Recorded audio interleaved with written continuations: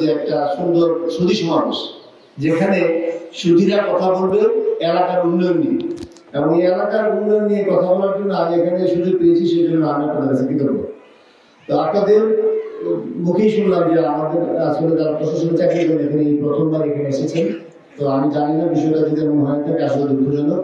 আমি দৃঢ়ভাবে বিশ্বাস করি এবং প্রত্যাশা করি আমাদের যে প্রজন্ম অফিসার এবং এসিলেন তারা নিয়মিত এখানে আসবেন এবং নিয়মিত এসে এখানকার মানুষের উন্নয়নের জন্য, রাস্তাঘাট উন্নয়নের জন্য এবং অন্যান্য অবকাঠামোগত উন্নয়নের জন্য যে কাজগুলো করা প্রয়োজন সেই কাজগুলো তারা করবেন এবং আমাকে সে তারা প্রপারলি অ্যাড্রেস করে আমি ইনশাআল্লাহ সেগুলো কাজ করবো।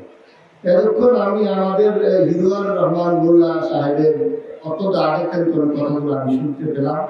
ওনার আসলে এলাকার প্রতি ভালোবাসা, এলাকার প্রতি মহব্বত আছে এবং এলাকার মানুষের জন্য কষ্ট আছে। কারণ আমি আজকেই দেখেছিলাম যে রাস্তাটা এখনো কাঁচা আছে এবং এই সময় আসলে একটা কাঁচা রাস্তা খুব একটা দেখা যায়। বিভিন্ন কারণে এই কাঁচা রাস্তা আপনারা আপনাদের আগের বক্তব্যে এগুলো উল্লেখ করেছেন এবং এইগুলা আপাতত কাজ চলতেছে, এগুলো অস্বীকার করেছেন এবং কিছু আপনাদের দাবি দেওয়া আছে। তো আশা করি এই দাবি দেওয়াগুলোর মধ্যে হচ্ছে দক্ষিণ বানিয়ারি হাই স্কুল থেকে সুনীলের বাড়ি পর্যন্ত রাস্তা 4 কিলোমিটার, সেটা আইডি নাম্বার করেছে এবং সেই রাস্তাটি 4 কিলোমিটার রাস্তা যদি আপনাদের হয়ে যায় তাহলে আপনাদের এখানে উৎপাদিত ফসল বা ফল এবং উৎপাদিত পণ্য ভালোভাবে সরবরাহ করতে পারবেন এবং কৃষক তাদের জন্য হবে। তো আমি এখানে আসছি অবশ্যই তো তার তাৎপর্য অবশ্যই আছে। আমি ইনশাআল্লাহ আপনাদেরকে কথা দিচ্ছি, আমাকে যদি আপনাদের এই অ্যাপ্লিকেশন যেটা চিফ ইঞ্জিনিয়ার সাহেবের কাছে জমা দিচ্ছেন সেটা যদি আমাকে দেন, আমি অবশ্যই সেটা পিছনে আমি কাজ করবো এবং ইনশাআল্লাহ এই রাস্তাটুকু করার জন্য যা করার প্রয়োজন আমি তাই করবো। আমি প্রথমে ভেবেছিলাম আমার কাছে আরো অনেক কিছু দাবি দেওয়া আসবে, যাই হোক আপনারা কিছুই চান নাই। এটা আমি আসলে নিজেকে মনে করছি যে এত কম কিছু চাই শুধু একটা রাস্তা।